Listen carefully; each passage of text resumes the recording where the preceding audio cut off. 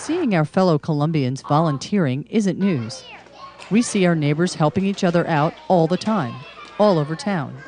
However, you may not know that Colombians not only reach out all over town, but all over the world. Columbia, Missouri is a sister city to cities from Japan to the Republic of Georgia.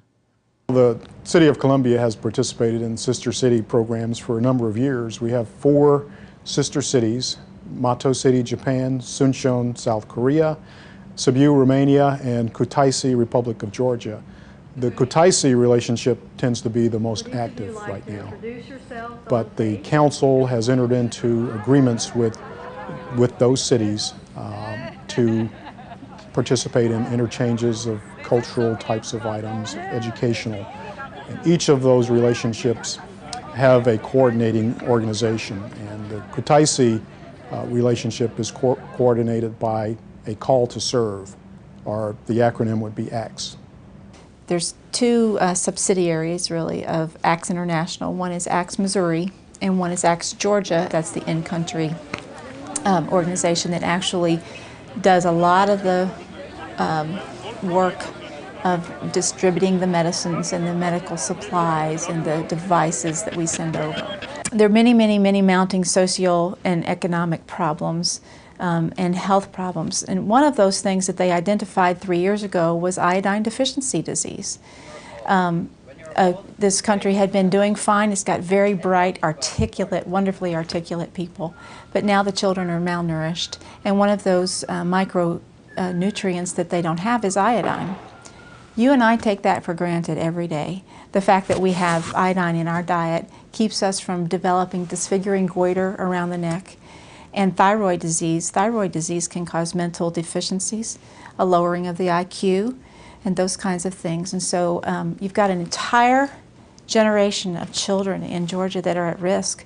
In the future, when the children are the future, you've got the whole future of the country at risk at this point. So we heard about that about 3 years ago, and Columbia, as sister city to Kutaisi, was asked specifically by the public health officials in Georgia to see if we could get them a supply line of iodized salt.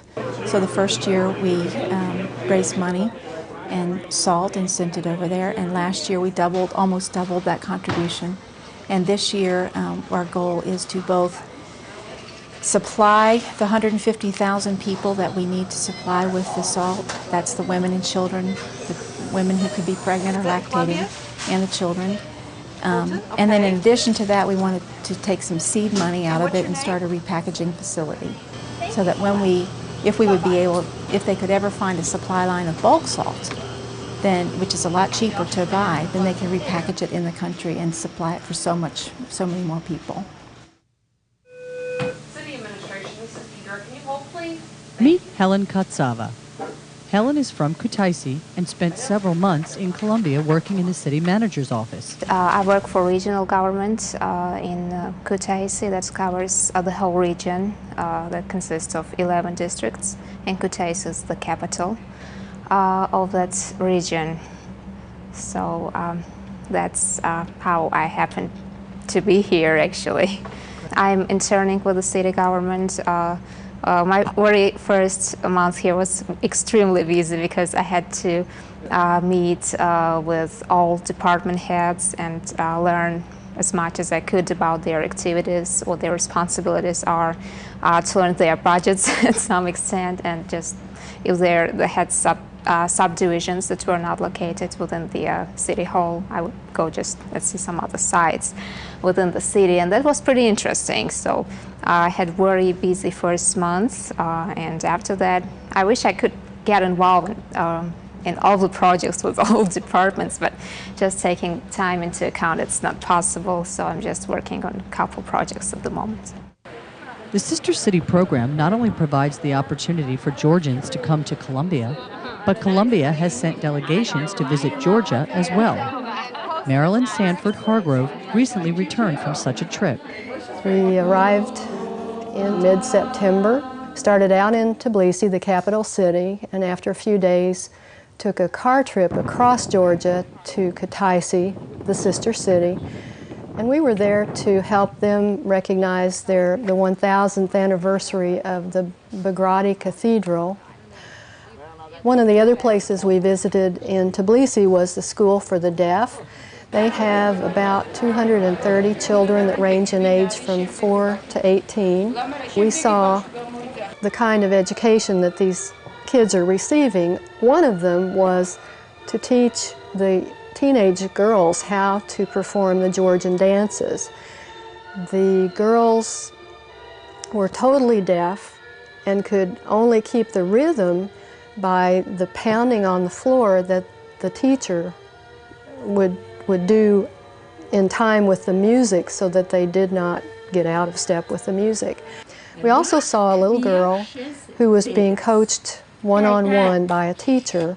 Children who are deaf are going to need all the education they can get, obviously, to do well in Western society, and in Eastern European areas, those children will need even more education in order to succeed. And the school was very pleased that the first of their graduates was now at the college level.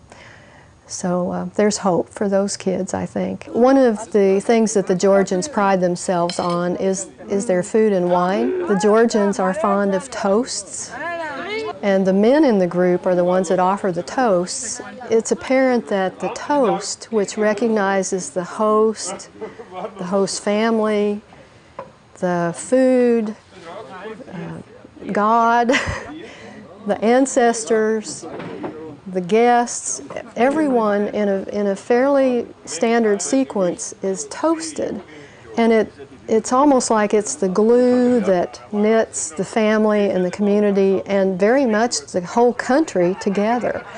This little country has been overrun by so many armies in its history that in order to have preserved its language, there had to be something that really held them together. If you would like more information on the Sister City program and Kutaisi, please contact Robert Ross at 874-7220 or Judith Baker at the Axe International Office at 442-5627. For information online, you can visit the city website at www.gocolumbiamo.com or the A Call to Serve website at www.acalltoserve.org.